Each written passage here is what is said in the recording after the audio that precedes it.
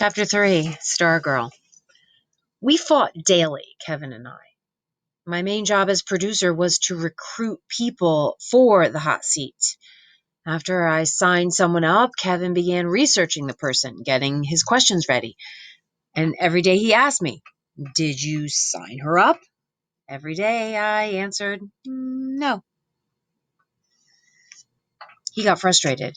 "What do you mean, no? Don't you want to sign her up?"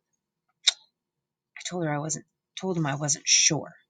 His eyes bugged out. "Not sure? How can you not be sure? We high-fived in the lunchroom weeks ago. We were thinking Stargirl miniseries even. This is a hot seat from heaven." I shrugged. That was then. Now I'm not sure.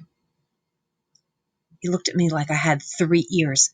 "What's there not to be sure about?" I shrugged. "Well, then I'll sign her up." And he walked away. "You'll have to find another director then," I said. He stopped.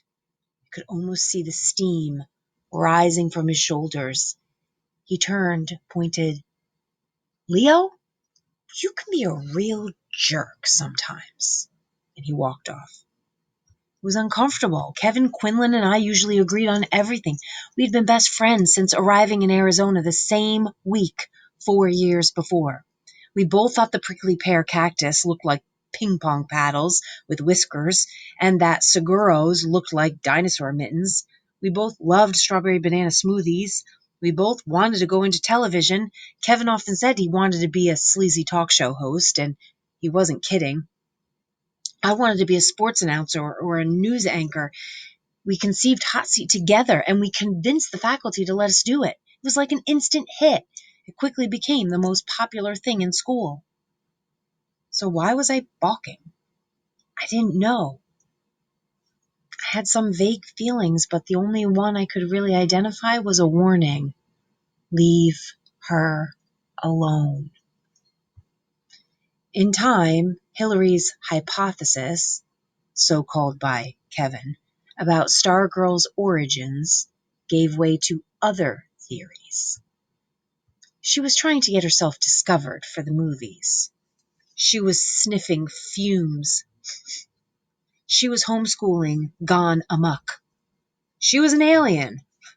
The rat she brought to school was only the tip of the iceberg. She had hundreds of them at home, some as big as cats. She lived in a ghost town in the desert. She lived in a bus. Her parents were circus acrobats. Her parents were witches. Her parents were dead, brain-dead vegetables in a hospital in Yuma. We watched her sit down in class and pull from her canvas bag a blue and yellow ruffled curtain that she draped over the 3 sides of her desk. We saw her set out 3-inch clear vase and drop into it a white and yellow daisy. She did and undid this in every class she attended 6 times a day. Only on Monday mornings was the daisy fresh. By last period, the petals were drooping. By Wednesday, the petals began to fall, the stem to sag. By Friday, the flower hung down over the rim of the waterless vase, its dead stump of a head shedding yellow dust in the pencil groove. We joined her as she sang "Happy Birthday" to us in the lunchroom. We heard her greet us in the hallways and classrooms, and we wondered how she knew our names and our birthdays.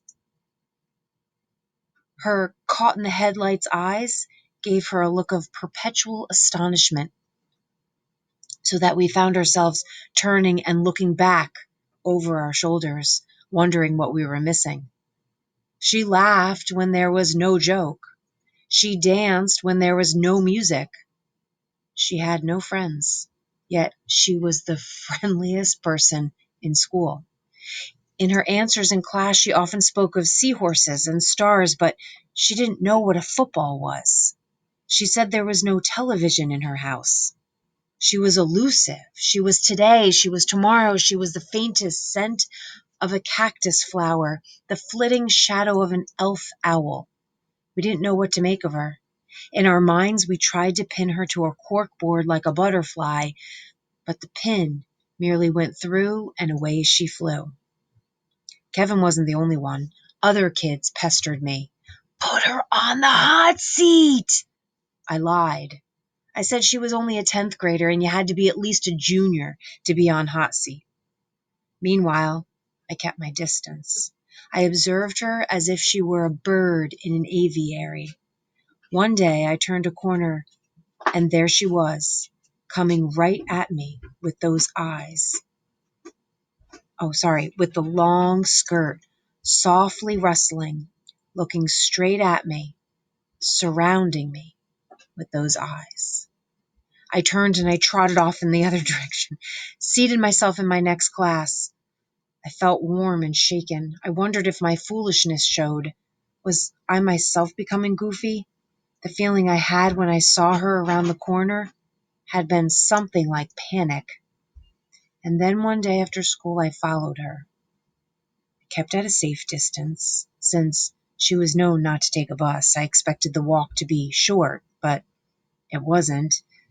We trekked all over Micah, past hundreds of grassless stone and cactus front yards, through the Tutorized shopping center, skirting the electronic business park around which the city had been invented a mere 15 years before. And at one point she pulled a piece of paper from her bag. She consulted it. She seemed to be reading house numbers as she walked along, and abruptly she turned up a driveway, went to the front door, and left something in the mailbox. I waited for her to move off. I looked around. No one on the street. I went to the mailbox, pulled out a homemade card, opened it. Each tall letter was a different painted color. The card said, "Congratulations." It was unsigned. I resumed following her. Cars pulled into driveways. It was dinner time. My parents would be wondering. She took the rat from the bag and put it on her shoulder. Riding there, the rat faced backwards, its tiny triangular face peeping out of her sand-colored hair. I couldn't see its beady black eyes, but I guessed it was looking at me. I fancied it was telling her what it saw. I fell farther back. Shadows crossed the street. We passed the car wash and the bike shop. We passed the country club golf course, the biggest spread of green grass until the next golf course in the next town. We passed the "Welcome to Micah" sign. We were walking westward. There was us and the highway and the desert and the sun blazing above the Maricopa Mountains. I wished I had my sunglasses. After a while, she veered from the highway. I hesitated and then I followed. She was walking directly into the setting sun, now a great orange perched atop the mountain crests. For a minute the mountains were the same dusky lavender as her sand-skimming skirt. With every step the silence grew, as did my sense that she had known all along that she was being followed, or more, that she was leading me. She never looked back. She strummed her ukulele. She sang. I could no longer see the rat. I imagined it was dozing in the curtain of her hair. I imagined it was singing along. The sun lay down behind the mountains. Where was she going? In the gathering dusk, the seguros flung shadows of giants across the pebbled earth. The air was cool on my face. The desert smelled of apples. I heard something. Coyote? I thought of rattlesnakes and scorpions. I stopped. I watched her walk on. I stifled an impulse to call after her, to warn her of what? I turned and walked, and then ran back to the highway.